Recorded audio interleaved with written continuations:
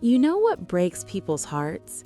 When they see a massive dog gently laying his head on a baby's chest. That's exactly what happened in our cottage home. Most people would panic seeing a 125-pound mastiff near a newborn. We didn't. And if you stick around, you'll understand why this became the most profound friendship I've ever witnessed. When we brought Oliver home, he was just this tiny ball of wrinkles and paws, 8 weeks old, a mastiff puppy that would fit in your arms. We had no idea how enormous he'd become.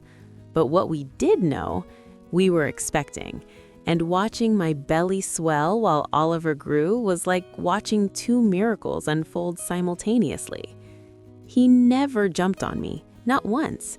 He'd just sit there, this growing puppy, placing his enormous head on my stomach so tenderly you'd think he was cradling something fragile. Like he sensed it, like he understood there was something irreplaceable inside.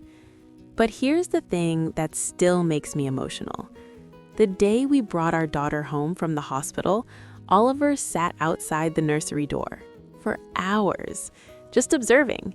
We'd crack the door open slightly and he'd peek in, his big brown eyes just watching, not barking, not whining, just being there. And if you're watching this and haven't subscribed yet, I'm honestly a bit heartbroken because what comes next in this story, it's the kind of moment that transforms how you see animals forever. So please do me a favor, hit that subscribe button. You won't regret it. We started letting Oliver get closer, gradually. We'd put our daughter in a playpen, and Oliver would lay on the outside, his massive body pressed against the mesh. When the baby cried, Oliver's ears would lift. When the baby laughed, Oliver's tail would sweep.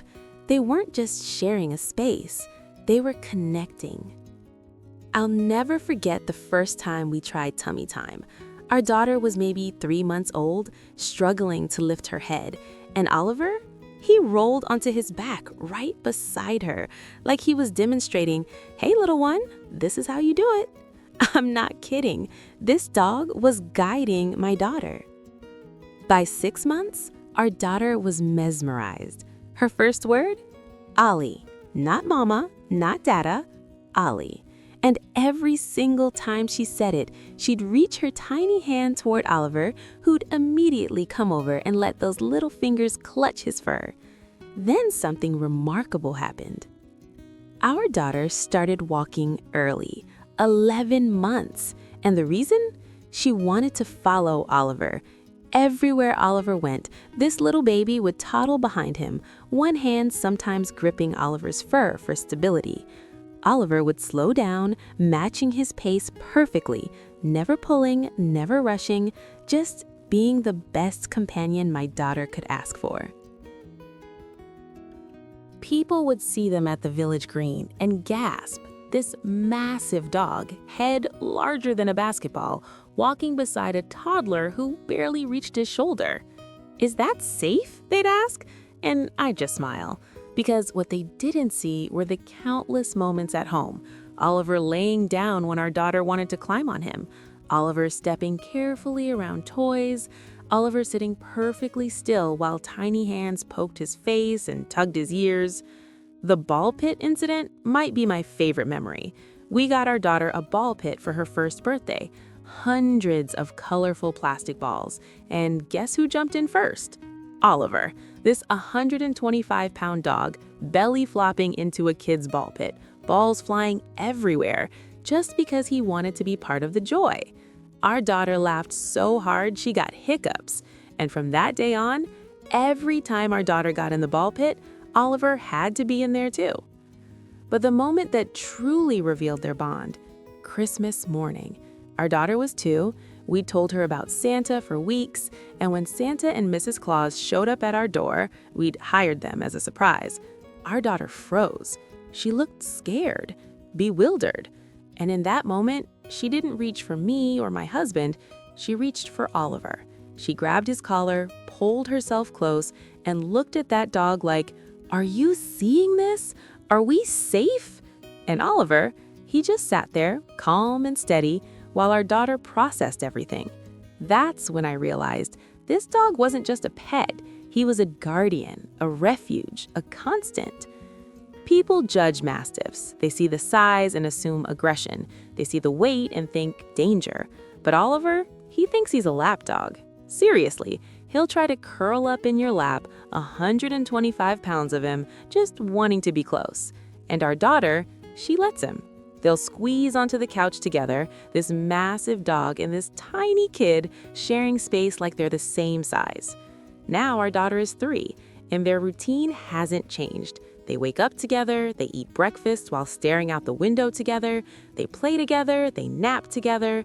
When one is upset, the other checks on them. When one is excited, the other matches that energy. I never expected a dog to teach my daughter about love, about loyalty, about kindness.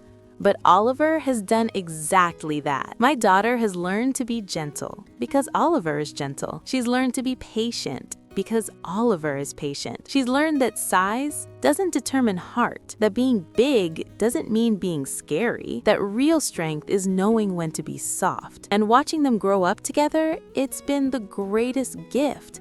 Every single day, I see my daughter become a better person because of this dog.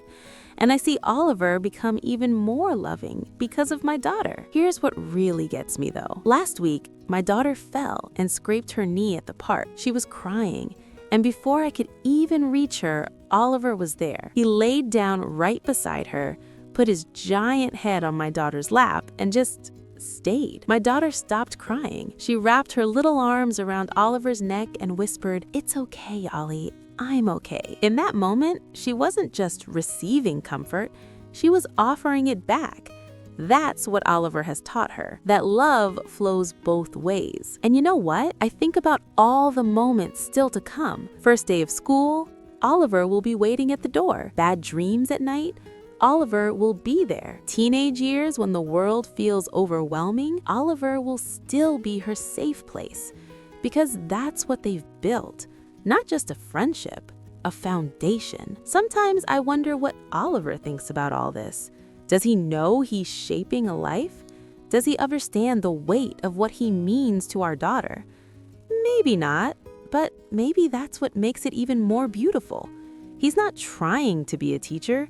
He's not trying to be a hero. He's just being himself. And somehow, that's everything our daughter needs. So yeah, people can judge, they can say it's dangerous, they can question our choices, but I know the truth. And if you've made it this far in this story, you know it too. The bond between a child and a dog isn't just special, it's sacred. What do you think? Do you believe animals can shape who we become as people? Drop your thoughts below.